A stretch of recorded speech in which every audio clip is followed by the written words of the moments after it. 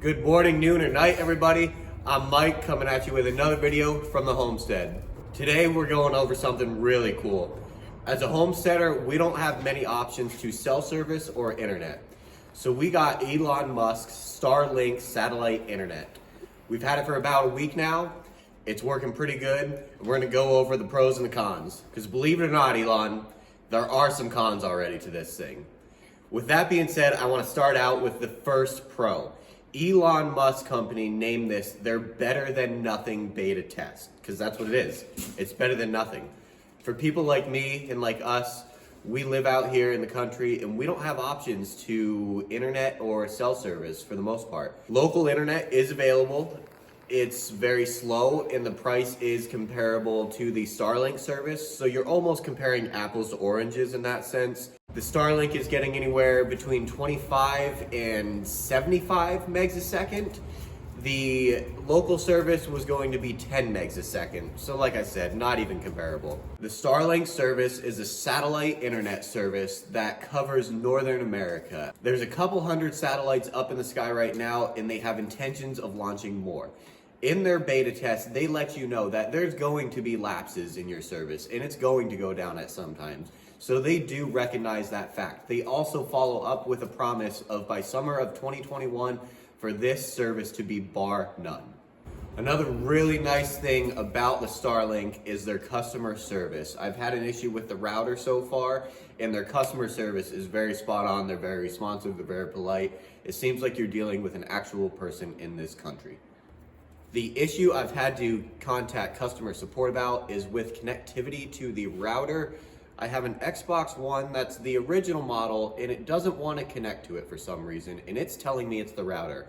I've been working with Starlink. We're going back and forth to try to figure out what it is. It's still up in the air. It very well could be my Xbox. It very well could be the router. So I'll try to post a follow-up to let you guys know about that. And the third best thing about the Starlink is the ease of setup. This thing is so easy to set up, guys. It took us 10 minutes to set up, probably 15 minutes to find a satellite, and we've more or less had internet ever since. You take it out of the box, plug it in, wait for it to find its satellite, and it's done. You don't do anything. I bet it took less than half an hour for all of that. All right, let's go to the cons. Like I said earlier, there are lapses in this internet. This is just a thought. Correct me if I'm wrong.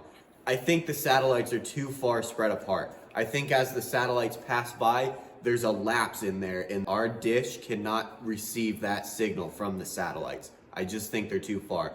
That's why they say they're going to be launching more satellites to build their constellation of internet service. Another con I could see is obstructions. We just have this thing sitting on cinder blocks. That's how well it works. We set it on cinder blocks just outside this door.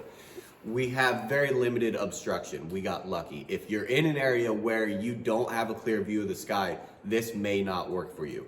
Another point to that is if you're in an area where there's a lot of snow that comes down, you're going to want to put this where you can brush the snow off of it. I did notice the other day that it almost was steaming. So comment down below and let me know if this thing has like a heating element in it or something. Just maybe they're already a step ahead of me with the snow idea. Another big con is the price. There's internet services such as Viasat, which is a satellite internet service, HughesNet, which is a satellite internet service. All those people offer internet to people in my area. I have personal friends that use Viasat. It's garbage. They're paying almost $200 a month. They have a 60 megabyte data cap and it's slow. They are not getting the speeds that I'm getting with this Starlink.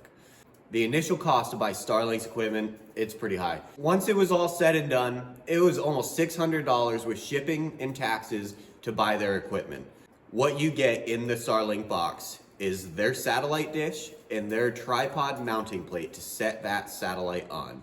You also get a power supply, a router, and Ethernet cords for both. What they did do is give you plenty of cord. I haven't measured the satellite, but it's probably got about 75 feet of cable on it. So right on, Starlink.